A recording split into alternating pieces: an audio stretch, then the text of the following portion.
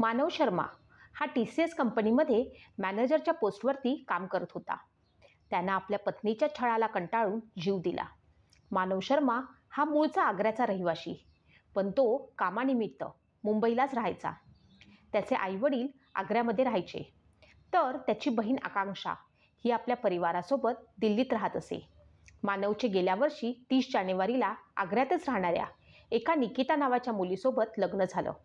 लग्नानंतर निकिता मानवसोबत मुंबईला राहायला गेली. संसार सुखानं चालू होता. सुरुवातीचे काही महिने दोघांचे खूप छान गेले. तो तिच्यावर खूप प्रेम करायचा. पण लग्न झाल्यानंतर 5 ते 6 महिन्यानंतर निकिता आणि मानवमध्ये भांडण व्हायला लागले. निकिता नेहमी म्हणायची, माझ्या कुटुंबातील सदस्यांनी माझ्या इच्छेविरुद्ध माझे लग्न तुझ्याशी लावलं आहे. मी दुसऱ्यावर प्रेम करत होते. बायकोचे असे बोलणे ऐकून मानव पूर्णपणे तुटत गेला. आपण जिच्याशी लग्न केलं ती आपल्याबरोबर आनंदी नाही, ही गोष्ट त्याच्या मनाला टोचू लागली. तिला आपल्यासोबत आनंद मिळत नाही, तर ती अजूनही परपुरुषाचा विचार करते. आपल्या बायकोचे विवाहबाह्य संबंध आहे हे ऐकून त्याच्या पायाखालची जणू वाळूच सरकली. तेव्हाच त्याला एका मुलीचा फोन आला आणि तिने मानवला सांगितले, तुझी बायको निकिता आणि तिच्या बहिणी या नेहमीच पुरुषांना फसवतात. आता मात्र मानवने आपल्या घरच्यांना मुंबईला बोलावून घेतलं आणि घडलेला सर्व प्रकार सांगितला. मानवच्या वडिलांना समजलं की लग्नानंतर निकिताचे परपुरुषासोबत अनैतिक संबंध सुरू होय. त्यामुळे मानव आणि निकितामध्ये सततच भांडणे होत आहेत. निकिताचा एक बॉयफ्रेंड आहे अभिषेक, आणि तिला त्याच्यासोबत राहायचं आहे. निकितामुळे आपला मुलगा टेन्शन घेतोय, आत्महत्या करण्याचा प्रयत्न करतोय. त्यामुळे घटस्फोट घेणं, एकमेकांपासून दूर राहणं योग्य आहे, असे घरच्यांनी समजावले. जानेवारी 2025मध्ये जेव्हापासून मानवला या गोष्टी कळाल्या की आपली बायको दुसऱ्यावरती प्रेम करते, तेव्हापासून तो स्वतःला एकटा समजू लागला. आपण ज्या मुलीवरती प्रेम केलं तिनं आपला विश्वासघात केला असा विचार करून तो डिप्रेशनमध्ये जाऊ लागला आणि त्याने देखील आपल्या बायकोसोबत घटस्फोट घेण्याचा निर्णय घेतला. पण बायको निकिताला त्याच्यापासून घटस्फोट घ्यायचा नव्हता. पण 23 फेब्रुवारीला मानव आणि निकिता ही मुंबईहून आग्र्याला त्याच्या घरी आले. त्याच दिवशी मानवने निकिताला तिच्या माहेरी सोडलं. मानव आपल्याला घटस्फोट देणार आहे, निकितानं तिच्या घरी सांगितलं. त्यावेळी मानवला निकिताच्या घरच्यांनी खूप धमकावलं. निकितासोबत घटस्फोट तुला महागात पडेल असं सांगितलं. तसाच निराश होऊन बायकोला माहेरी सोडून मानव शर्मा आपल्या घरी आला. निकिताला त्यानं काही मेसेज आणि फोटो पाठवले. तेव्हा निकिताला आपला नवरा काहीतरी वाईट करत आहे असे वाटले आणि तिने मानवच्या बहिणीला फोन करून हे सांगितले. तो काहीतरी चुकीचं पाऊल उचलत आहे असं ती म्हणाली. तेव्हा मानवची बहीण तिला म्हणाली, तो ठीक आहे, काळजी करू नकोस आणि घरी वडिलांना पण सांगू नको. काही वेळापूर्वी आकांक्षा आणि मानवचा फोन झालेला होता, म्हणून आकांक्षाला देखील वाटले नव्हते की आपला भाऊ असे काहीतरी पाऊल उचलेल म्हणून. तिनं निकितालाही काळजी करायला लावली नाही, कारण या सगळ्यांचं कारण निकिताच होती हे तिला माहीत होतं. मला घटस्फोट घ्यायला त्रास होणार, आपण इतके मेहनतीने कमावलेले पैसे सगळे तिला द्यावे लागतील, आपल्या आयुष्याला डाग लागणार, आपल्यामुळे आपल्या आईवडिलांना त्रास होणार, असे बरेच विचार करत मानवनं आत्महत्या करण्याचा निर्णय घेतला. जर आपणच नसेल तर हे काहीच होणार नाही असं म्हणत त्यानं सॉरी मम्मी, सॉरी पप्पा, मी माझ्या बायकोच्या त्रासाला कंटाळलो आहे, प्लीज कुणीतरी आता पुरुषांबद्दल बोला, पुरुष खूप एकटे पडतायत असे म्हणत मानव शर्मा या IT क्षेत्रातील काम करणाऱ्या पुरुषाला 24 फेब्रुवारीला स्वतःला संपवलं. त्यानं 7 मिनिटाचा व्हिडिओ सोशल मीडियावरती टाकला. त्या व्हिडिओमध्ये त्याने रडत रडत आपले सगळं दुःख सांगितलं. मानव शर्मानं या व्हिडिओमध्ये आपल्या बायकोच्या चारित्र्यावरती आरोप केलेत. मी बायकोच्या त्रासाला कंटाळलो आहे, माझ्याकडे आता मरणाशिवाय दुसरा कोणताही पर्याय नाही, मी गेल्यानंतर सगळं काही ठीक होईल. मी विनंती करतो की तुमच्या आयुष्यात असणाऱ्या पुरुषाबद्दल विचार करा, त्यांना त्रास देऊ नका. हे सगळं घडल्यानंतर मानव शर्माच्या मृत्यूनंतर त्याच्या वडिलांनी मानवची बायको आणि तिच्या कुटुंबाविरुद्ध पोलीस स्टेशनमध्ये तक्रार नोंदवली आणि तक्रारमध्ये लिहिलं की मानवच्या बायकोला तिचा बॉयफ्रेंडसोबत राहायचं होतं. त्यामुळे ती नेहमीच मानवला धमक्या देत होती. तिच्या घरच्यांकडूनही मानवला अनेकदा अपमान केला जात होता. त्याला धमकावले जात होते. गुन्हा दाखल झाल्यानंतर शुक्रवारी सकाळपासून निकिताच्या घरचे सदस्य घरातून फरार झाले, कारण पोलीस त्यांच्या घरी गेल्यानंतर घरामध्ये कुणीच नव्हते. त्यानंतर थोड्या वेळानंतर निकितानं सोशल मीडियावरती आपला एक व्हिडिओ टाकला आणि त्यामध्ये तिने आपली बाजू मांडली. त्या व्हिडिओमध्ये तिने मानव शर्मा आणि त्याच्या घरच्यांबद्दल आरोप केले. ती म्हणते की त्या दिवशी मानवनं स्वतःचं जीवन संपवलं. त्या दिवशी त्यानं मला माझ्या घरी सोडलं होतं. मृत्यूपूर्वीचा त्याचा व्हिडिओ मी बघितला. त्यानं माझ्यावर केलेले आरोप सगळे खोटे आहेत.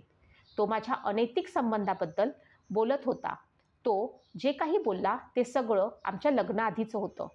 माझे लग्न अगोदर एका व्यक्तीसोबत अनैतिक संबंध होते, पण आता तसं काहीच नाही. हे मी त्याला खूप वेळा सांगितलं होतं. त्याला माझ्या भूतकाळाबद्दल माहीत झाल्यानंतर तो खूप दारू प्यायचा. त्याला माझ्या अफेअरबद्दल समजलं तेव्हापासून तो मला दारू पिऊन मारहाण करत असे. या अगोदरही त्याने आत्महत्या करण्याचा प्रयत्न अनेक वेळा केले होते, तेव्हा मीच त्याला वाचवले. त्यांनी मला दारू पिऊन अनेकदा मारहाण केली. तो स्वतःवर सुद्धा हल्ला करायचा. या सगळ्यांबद्दल मी त्याच्या आईवडिलांना सांगितलं होतं. ज्या दिवशी ही घटना घडली त्याच्या थोड्या वेळापूर्वी त्यांना मला फाशीच्या दोरीचा फोटो पाठवला होता.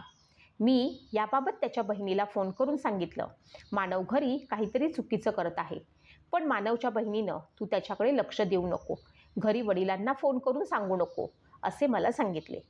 पण आकांक्षाचे ह्याच्यावरती असे म्हणणे आहे की निकिता तिच्यासोबत 40 मिनिटं बोलत होती. त्यापेक्षा ती मानवकडे जाऊ शकली असती. ज्या दिवशी मानवचा मृत्यू झाला त्याच दिवशी मी त्याच्या घरी गेले होते, पण 2च दिवसात त्यांनी मला धक्का देऊन घरातून बाहेर काढलं. हे सगळं झाल्यानंतर बाजू अंगलट येईल असं वाटल्यानंतर मानवच्या बायकोनं परत दुसरा व्हिडिओ सोशल मीडियावरती टाकला. त्यात ती बोलली, मी मानवला लग्नाआधीच अभिषेकबद्दलचं सांगितलं होतं, पण आमच्या दोघांमध्ये काय संबंध आहे त्याचा उल्लेख केला नव्हता. आमच्या लग्नानंतरही अभिषेक सततच माझ्या संपर्कात होता. मला नेहमीच वाटायचं की मानवला सगळं काही सांगितलं तर मानव मला सोडून जाईल.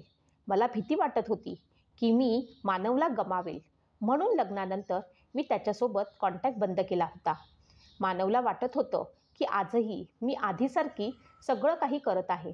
मला माहीत आहे की मी खोटं बोलले, पण मी माझा नवरा मानववर खूप प्रेम करते आणि यासाठी जी काही शिक्षा मला होईल ती सगळी मला मान्य आहे.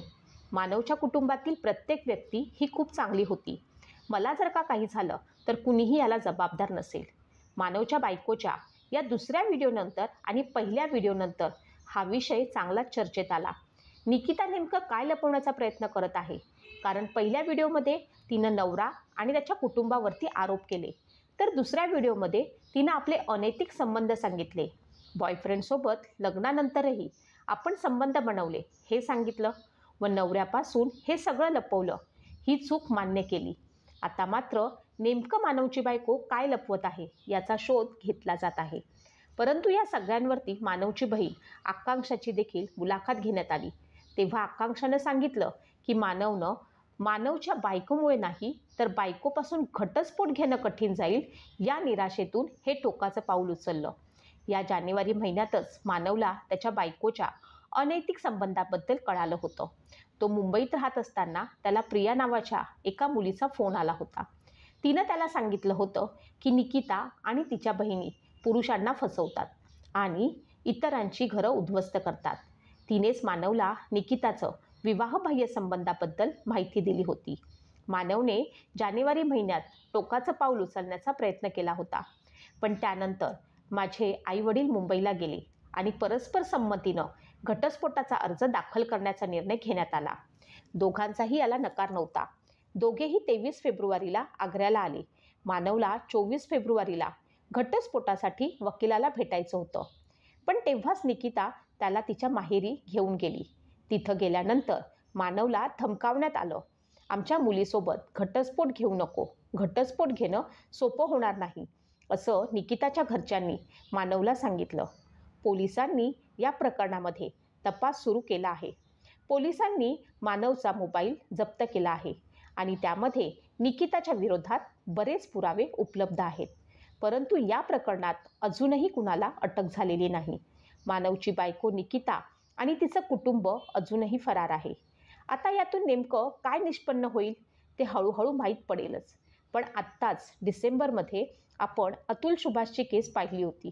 त्या केसमध्ये देखील असेच प्रकरण होते, ज्यामध्ये त्यांनी देखील पुरुषांवर अत्याचार होतात, पण पुरुषांच्या बाजूनं कुणी बोलत नाही किंवा पुरुषांच्या बाजूनं काहीही कायदा नाही. त्यामुळे त्याचा नेहमी महिला फायदा घेत असतात हे सांगितलेलं आहे. पण आता हे खरंच झालेलं आहे की पुरुषांच्या बाजूनेही कायदे बनणं गरजेचं आहे. कारण महिलांना मिळालेल्या कायद्याचा महिला बऱ्याच वेळा गैरवापर करताना दिसतात. हे सारं काही थांबलं पाहिजे. पुरुषांना देखील न्याय मिळायला हवा. तुमचं याबद्दल काय मत आहे? कमेंटमध्ये नक्की सांगा.